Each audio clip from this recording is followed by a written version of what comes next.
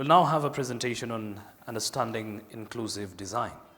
This is the way products and services are designed because it has the potential to include or exclude customers or service users. Inclusive design, ladies and gentlemen, puts the diverse needs of the customer at the center of the design process, which ends up making the product or service more accessible, more usable, and more inclusive, especially for persons with disabilities. So join us to learn more about the principles of inclusive design in digital technology. Please join me in welcoming Rama, who's the director, the Helen Hamlin Center for Design, Royal College of Art. Rama.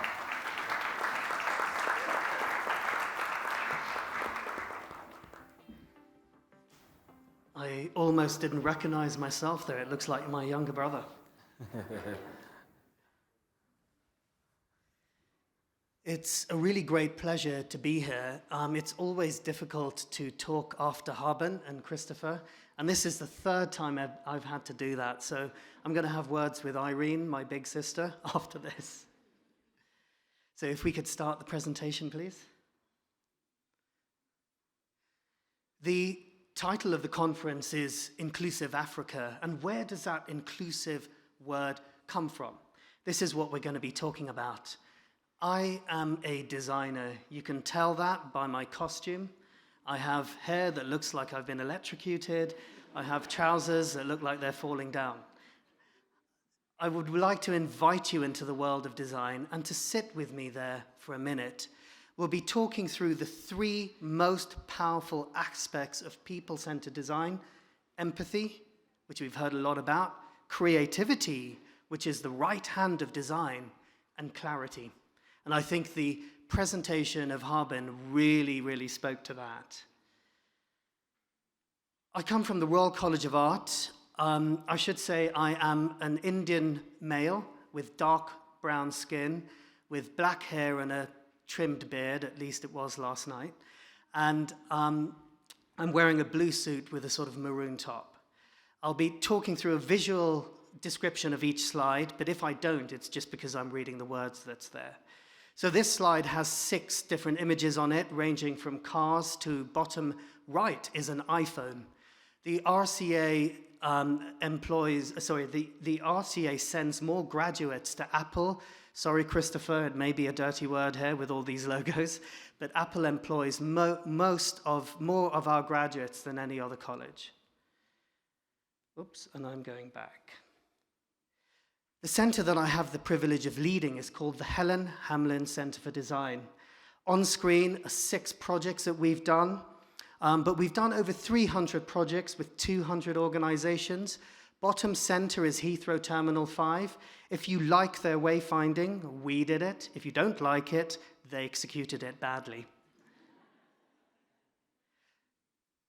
On screen is an image of myself without a beard, pre-lockdown, holding what looks like a gun, but it's actually a video camera. And it's pointed at a lady in a wheelchair called Fiona. This was research we did for the London taxi. So as a designer, this is what we do. This is design. It's not just sitting there in your studio drawing things. Inclusive design is made up of 2 words, inclusive and design. So first, let us look at design. And I'd like you to come on a little journey with me. I'd like you all to sit up as straight as possible as you can with your feet on the floor. We're going to do 30-second yoga.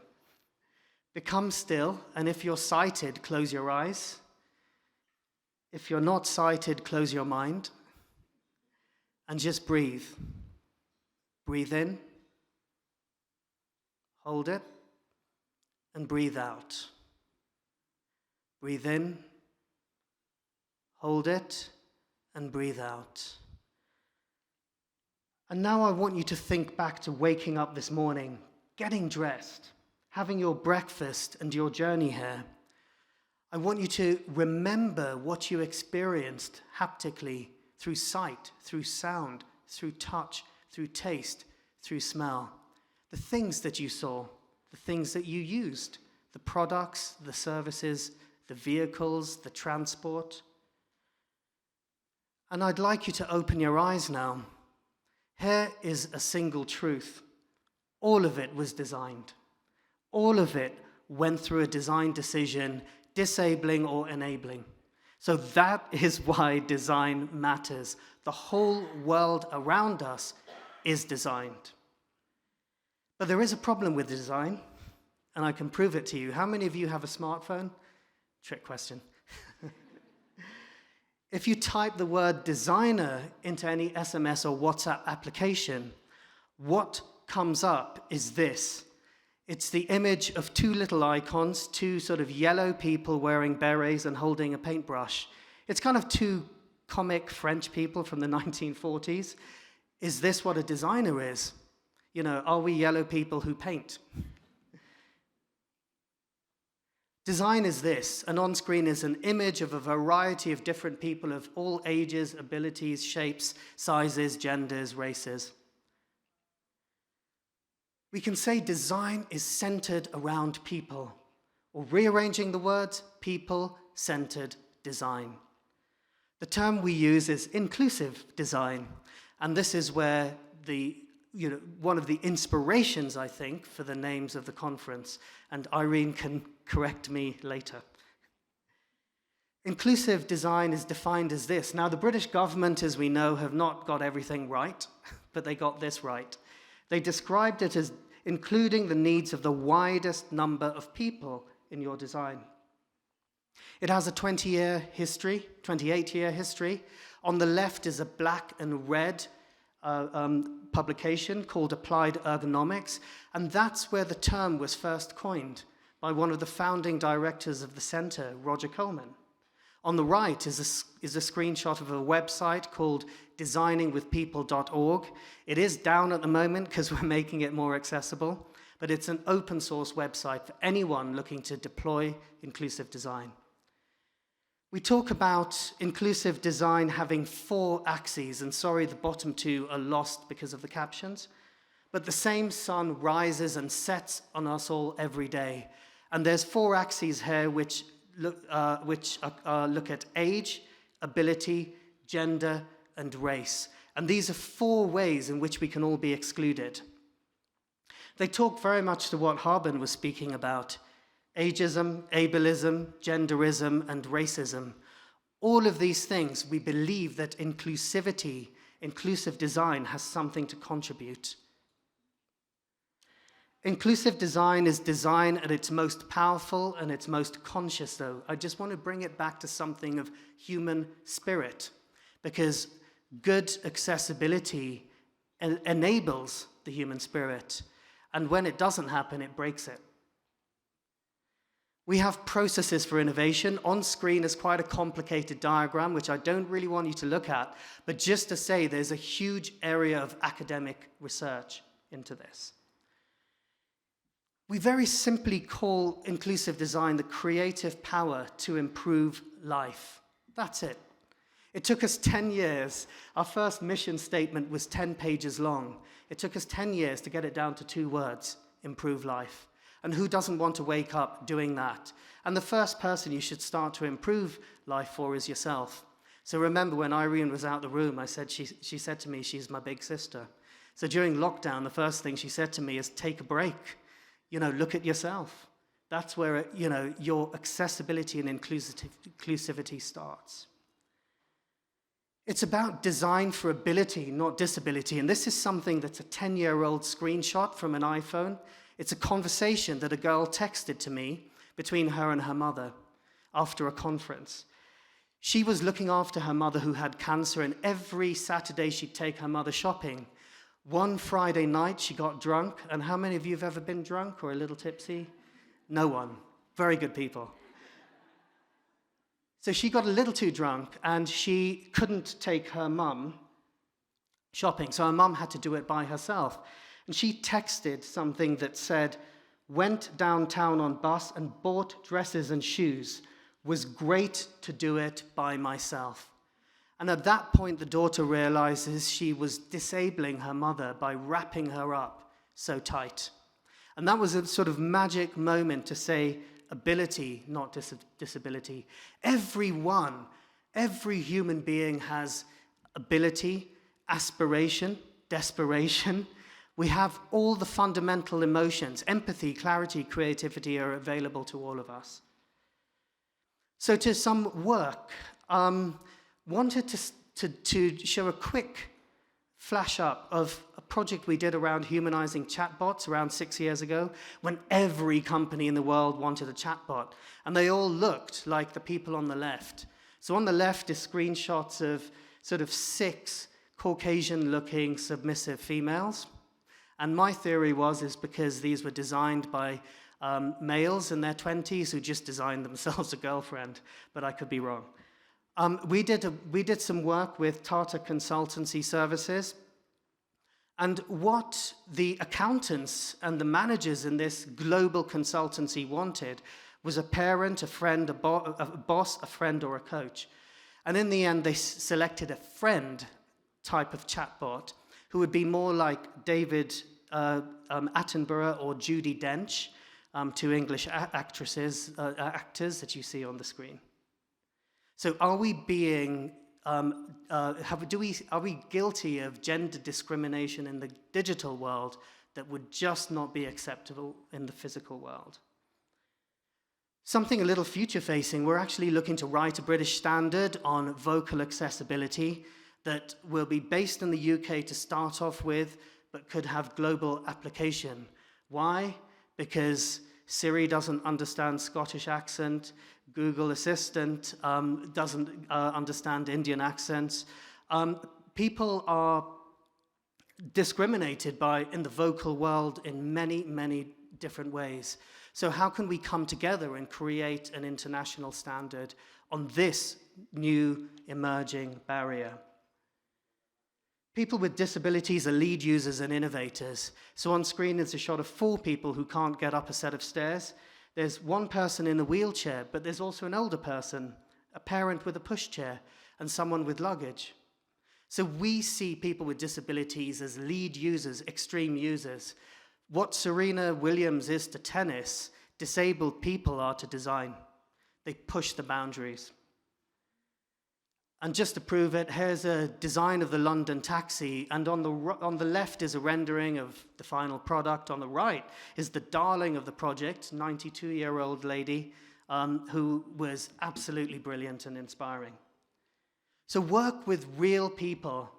And the images on the screen, on the far right, you see Chris, one of my colleagues in a beard, talking to a little boy in blue, who is our youngest ever participant. He's age 2. Samsung came to us in 2007 and said, Apple is spanking us, what do we do? We worked with people with disabilities, older people, and we told them 2 things. Stop talking about technology, start talking about people. Stop designing products, that's not a product, it's an experience. And don't work with fake people. On screen is some shots that I just pulled off Google when you typed in personas. And what do we notice about all of them? They're all grinning. They're all grinning like idiots. They're smiling. If you see too many teeth in a presentation, walk away because it's not real. There's 7.6 billion people on the planet. Go and find a real person. Don't make up a fake one. And this is, on screen you see a group of people gathered around a little models of buildings. And this was looking at the urban landscape of a care home. And we got people with different disabilities and lived experiences to come in and fight it out. Because what was good for wheelchair users may not be good for visually impaired people. And we saw the care home as a melting pot for the different disabilities to come together. So we hope that inclusive design is a global platform for that.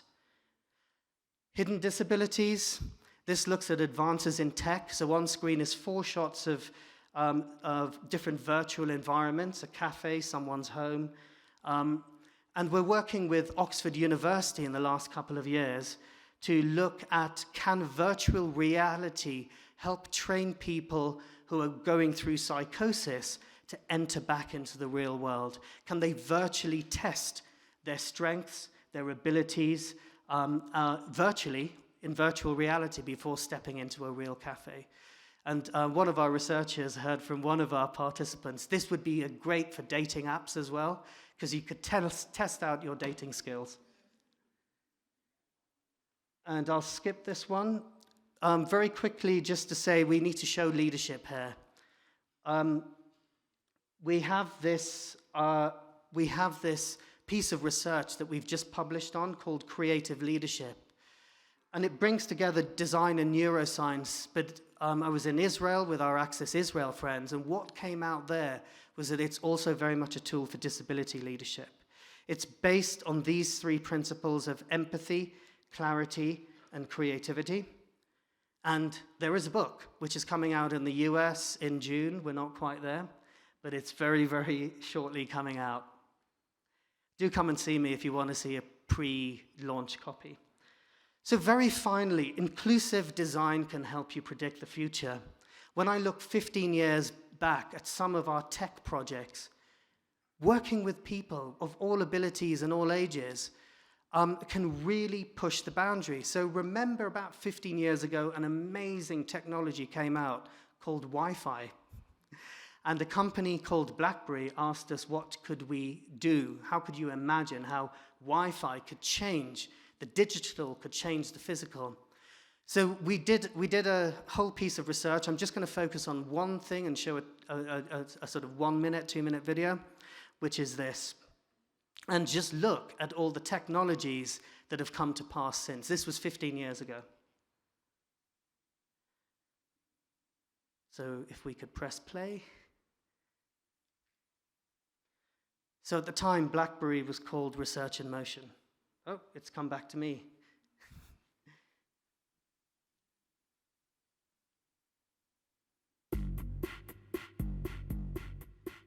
So this is called Taking Your World With You. It was looking at people who travel a lot for work. And this was a mid-30s couple. He's flying to Japan, she's working in London. How do they keep in touch when he lands?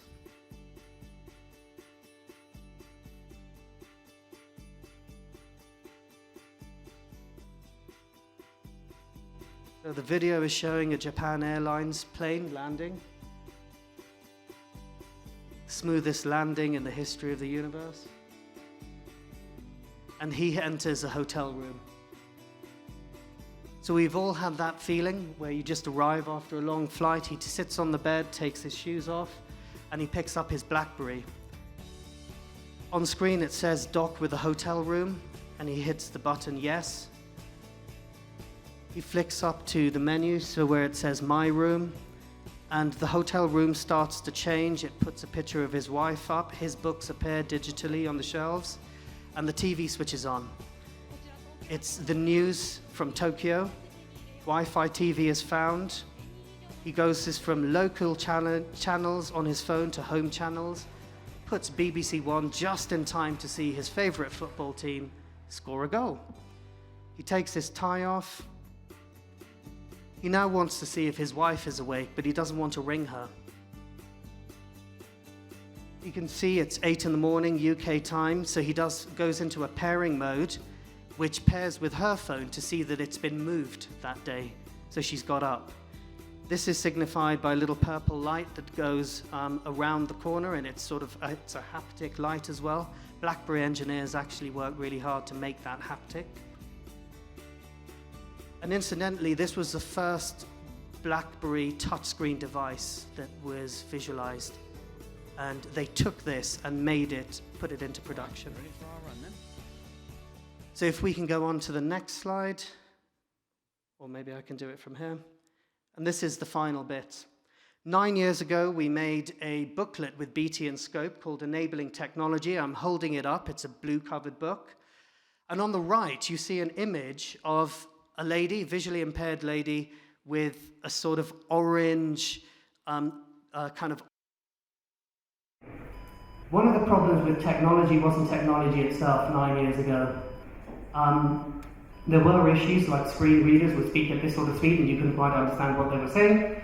That was an issue, but it was also being able to find the document. So this is called the Giraffe Reader. It holds the phone at a fixed height and you put an A4 sheet of paper underneath it and it reads it. And we were talking to the local governments and councils to make text of the same size so the phone could read it at a fixed distance.